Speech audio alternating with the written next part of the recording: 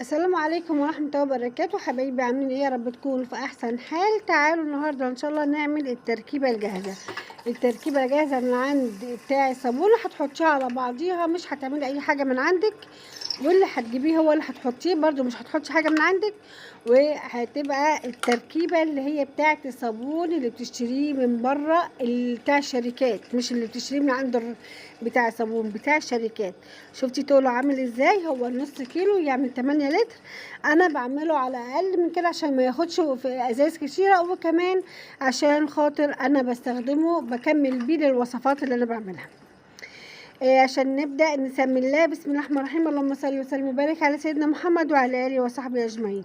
نبدا على بركه الله. بسم الله الرحمن الرحيم. اولا دي حاجه التركيبه: لون، وريحه. هو دي حاجات نص كيلو. وده البوتاص الخاص بالنص كيلو، بوتاص سائل، والسالفونيك، والبودرة.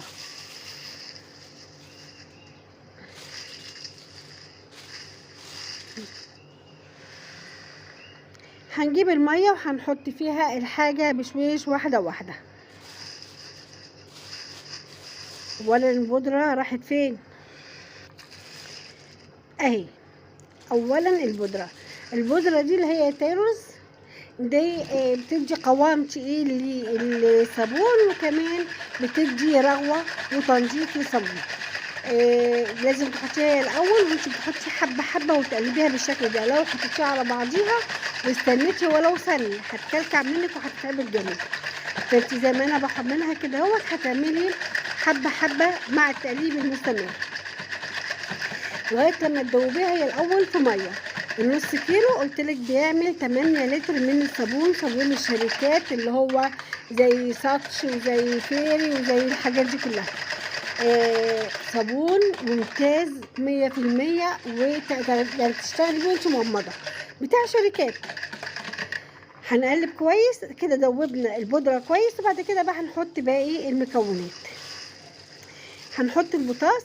هي بصي دلوقتي برضو البودرة محطوطة في المية كأنها عادية، ما فيش تقل، ما فيش اي حاجة.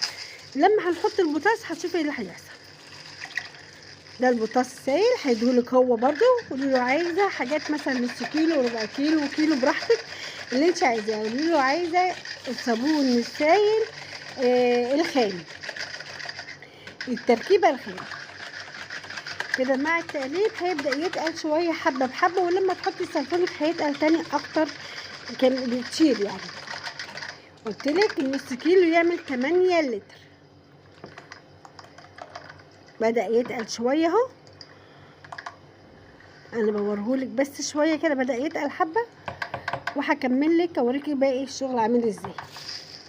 واظن انت شفتيه في اول الفيديو هو كان عامل ازاي، يعني تقيل ازاي.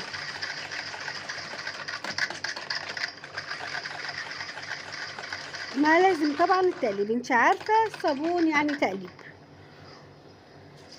هنحط بقى السالفونيك برضو حبه حبه كده اهوت. واول ما هتحطيه هتحسي بقى بتقل الصابون بجد يعني. بس عمل ازاي؟ لو ما فيش البودره دي ما كانش تقل بالشكل ده، كان هيتقل بس مش بالشكل ده.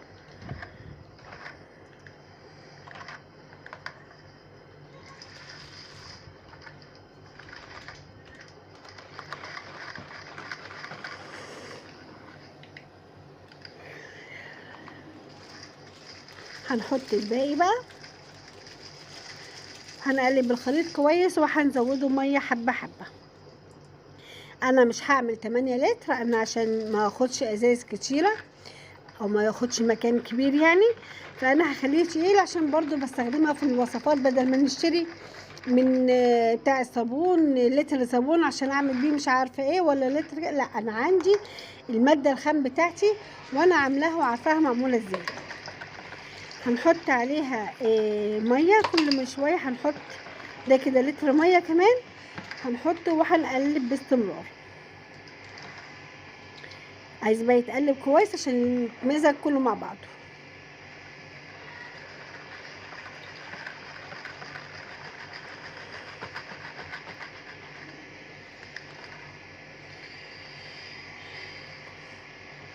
ده بقى اللي نقطة منه تغسل لك كم مواعين، هو ده اللي بيقولوا عليه. هنقلب كويس.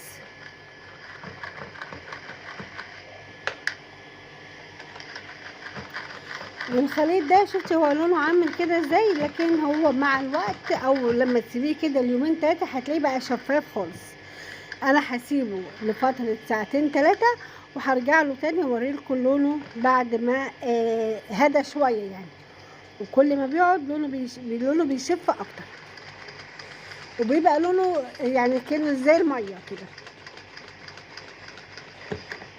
طبعا اللون والريحة اللي مديهم لي بتاع الصابون انا هخليهم احتاجهم في حاجة تانية، وهخلي الصابون ده كده خام بيور كده اهوت بالشكل ده، استخدمه في الوصفات بتاعتي كلها.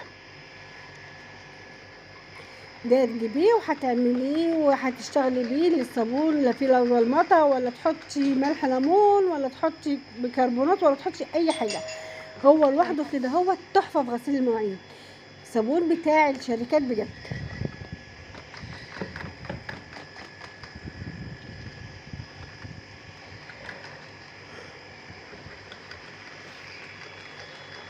تعمل منه غسيل مواعين، سائل غسيل المواعين، وكمان يتعمل منه برسيل، ويتعمل منه الشامبوهات، ويتعمل منه كل حاجة.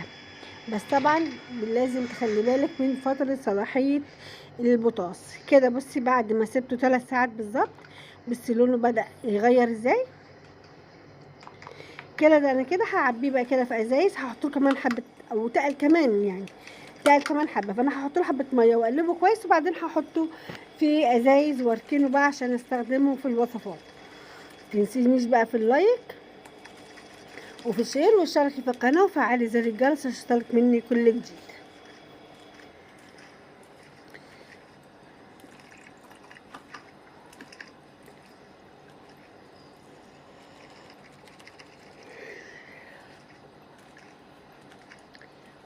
طبعا انت لما هتعمليه لو هتشتريه يعني وهتعمليه غسيل المواعين، مش هتعمليه بالتقل ده، هو نص كيلو 8 لتر بالظبط. دول كده تقريبا طلعوا معايا 4 لتر. ده عشان اوريكي الازاز لما فضيتهم فيها. الكميه دي عملت لي بالظبط 4 لتر. كده خلص الفيديو بتاعنا، وشكرا على المتابعه. ما تنسونيش في اللايك والاشتراك لو مش من الشركه اهو، من الازاز اللي قدامك اهو.